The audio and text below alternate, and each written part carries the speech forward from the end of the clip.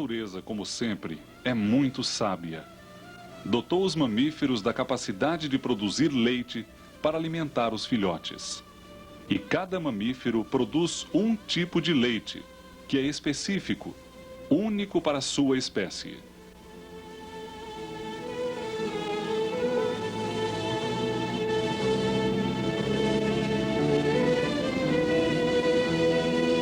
O leite humano, assim como nos demais mamíferos, é produzido pela mãe na medida exata das necessidades do recém-nascido.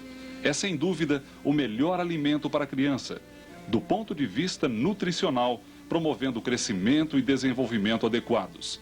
Do ponto de vista imunológico, porque protege a criança de infecções como otites, eczemas, diarreias, manifestações alérgicas e impede a ação de germes patogênicos no intestino do bebê.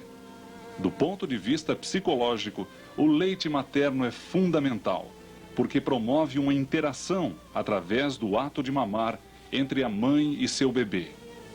Não há, em nenhuma etapa da vida, vínculo maior entre mãe e filho que durante o período de amamentação. Esta fase determina o início do desenvolvimento emocional da criança, que levará à formação do ser humano integral.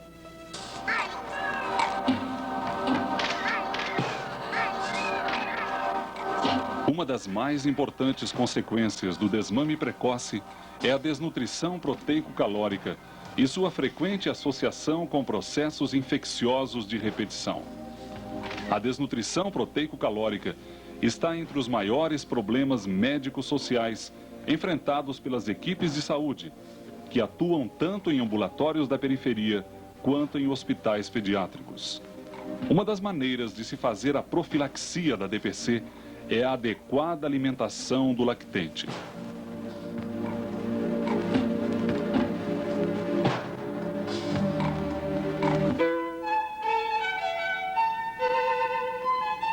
A mãe deve começar a se preparar para a amamentação desde o início da gestação. Por isso, o exame e preparo das mamas são importantes desde o pré-natal para o estabelecimento de uma lactação adequada. Os membros das equipes de saúde devem alertar para as vantagens do aleitamento materno, tanto para a mãe quanto para a criança.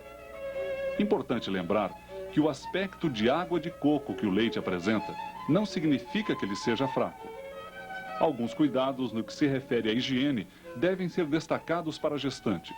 Os mamilos, desde o início da gestação e até o final da lactação, devem ser lavados apenas com água corrente, sem sabão ou sabonete, para preservar a lubrificação das glândulas sebáceas locais.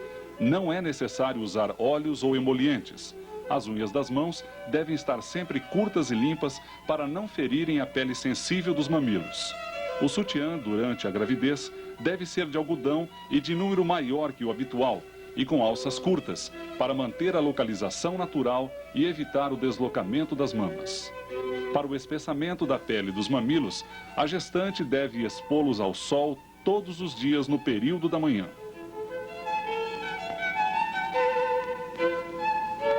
Durante o banho, friccionar os mamilos com uma toalha macia ou flanela.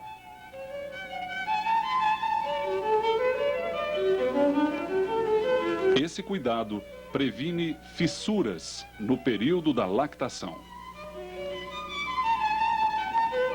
Na primeira consulta do pré-natal, podem ser detectados mamilos invertidos ou planos que dificultam a amamentação.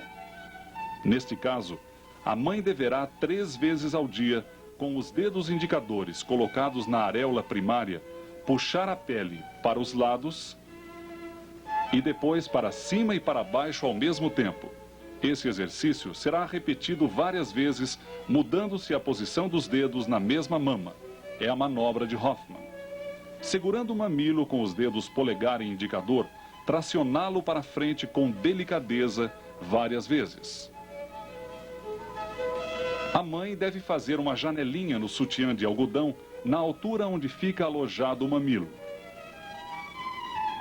Pode ainda utilizar um dedal de plástico colocado sobre o mamilo e mantido firme pelo sutiã.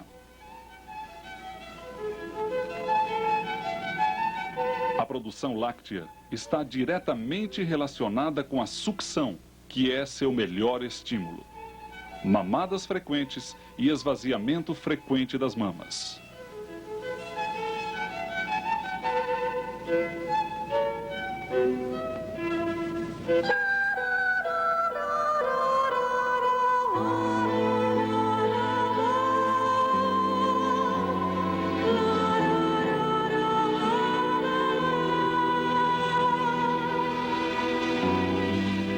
O recém-nascido deve sugar o mais precocemente possível, de preferência, já na sala de parto. O alojamento conjunto na maternidade exerce papel fundamental no estímulo ao aleitamento materno, permitindo que a criança seja amamentada todas as vezes que desejar. Este sistema proporciona maior contato mãe-filho e maior facilidade para a orientação adequada às mães, preparando-as para os cuidados com seus filhos. Para o prematuro, o leite mais indicado é o da própria mãe, pois há diferenças de composição entre o leite de mães que tiveram partos a termo e mães que tiveram partos prematuros. Frequentando o berçário, a mãe poderá dar à criança uma nutrição adequada, facilitando sua evolução ponderal e evitando processos infecciosos. A mãe deve amamentar de 10 a 15 minutos em cada lado, começando sempre pela mama em que terminou na mamada anterior.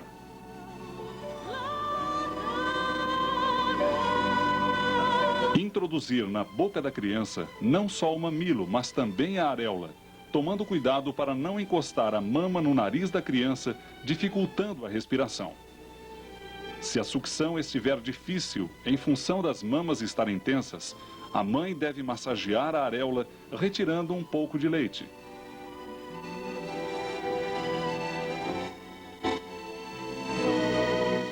Poderá amamentar em qualquer posição.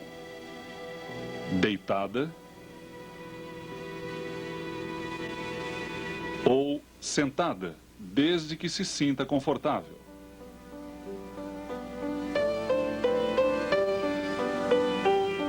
O recém-nascido mama de 8 a 10 vezes em 24 horas. Após a mamada, a mãe deve fazer a criança arrotar e, em seguida, colocá-la no berço em decúbito lateral.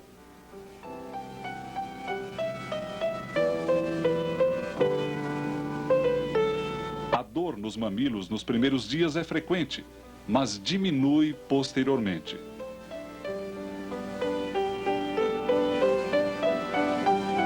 A mãe deve ingerir mais ou menos 2 litros de líquido por dia e alimentar-se adequadamente.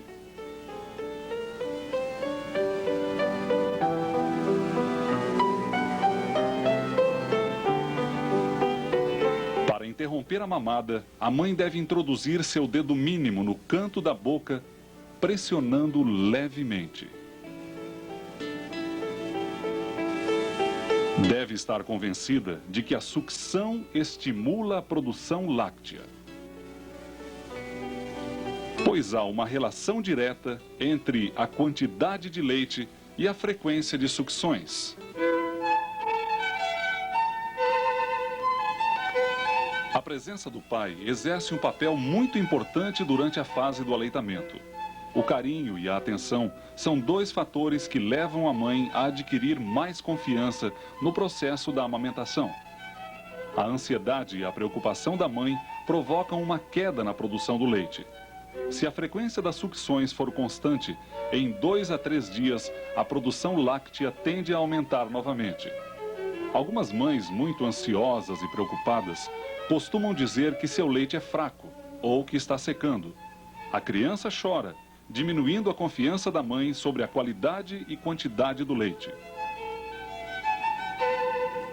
É importante lembrar mais uma vez que o leite materno apresenta um aspecto de água de coco, natural dele, e que não há leite fraco. O colostro, leite materno dos 4 a 5 primeiros dias, é mais amarelado e muito rico em imunoglobulinas, importantes fatores na proteção do recém-nascido. Quando o leite começar a descer nos primeiros dias, é muito importante que a criança esvazie frequentemente as mamas para que elas não fiquem demasiadamente cheias. Se as mamas não forem adequadamente esvaziadas, o leite se acumulará e elas ficarão edemaciadas, dolorosas e com aumento de temperatura local. É o engurgitamento mamário ou seio empedrado. A pele das mamas engurgitadas pode apresentar-se brilhante. As mamas ficam pesadas e os reservatórios de leite podem ser visualizados por baixo da pele. A mãe apresenta febre, calafrios e pode transpirar muito. Neste caso, a mãe deverá proceder ao esvaziamento manual. Amaciar a areola com massagens antes da mamada. Usar compressas frias ou quentes. E amamentar o maior número de vezes na mama engurgitada. Quando ocorrerem fissuras, a mãe não deve suspender a amamentação, mesmo que apareça sangue na boca da criança e até mesmo vômito com um pouco de sangue. A pele dos mamilos é muito fina e sensível. A prevenção da fissura pode ser feita pela exposição dos mamilos ao sol antes das 10 da manhã e depois das 4 da tarde, durante a gestação. Não usar sabonete nas mamas durante o banho.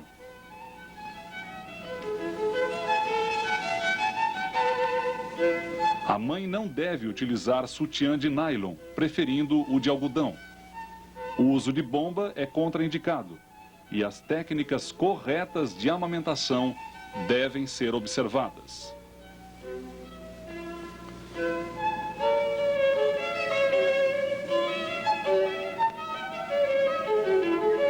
Uma vez instalada a fissura, iniciar a mamada pela mama não fissurada. Expor os mamilos ao sol para cicatrização.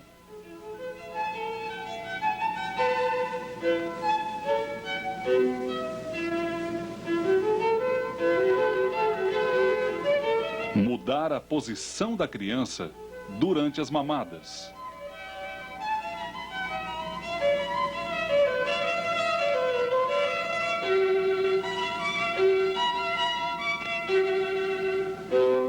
Para evitar o atrito com a roupa, o mamilo poderá ser protegido por um pequeno coador de chá.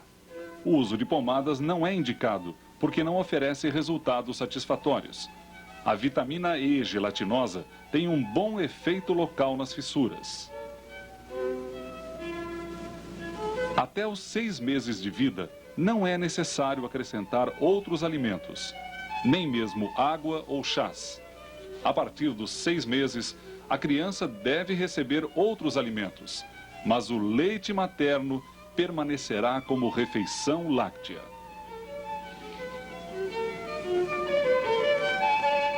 Não existe uma época ideal para o desmame total, mas não deve ocorrer antes dos 12 meses.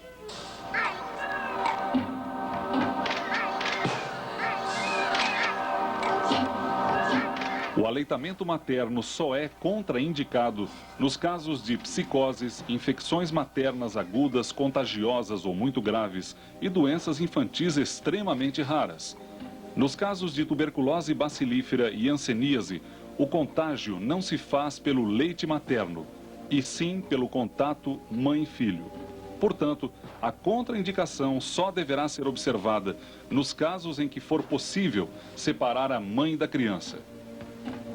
Doenças maternas como epilepsia, lesões cardíacas, nefropatias e diabetes compensadas não contraindicam a amamentação.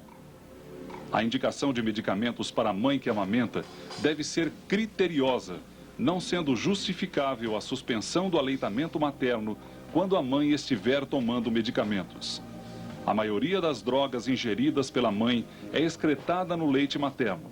Porém, a quantidade disponível para o lactente é muito pequena. A maior parte das drogas utilizadas no tratamento de doenças crônicas, como epilepsia e diabetes, não apresenta efeitos nocivos para o lactente.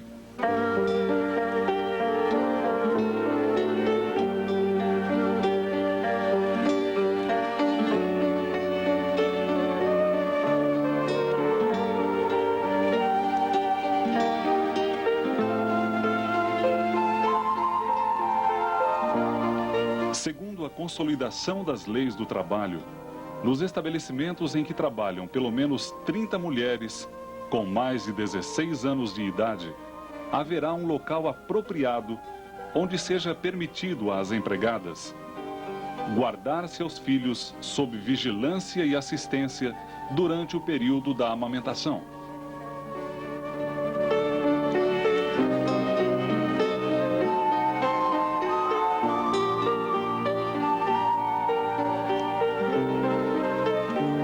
Para alimentar o próprio filho até que ele complete 6 meses de idade, a mulher terá direito a 2 descansos especiais de meia hora cada um.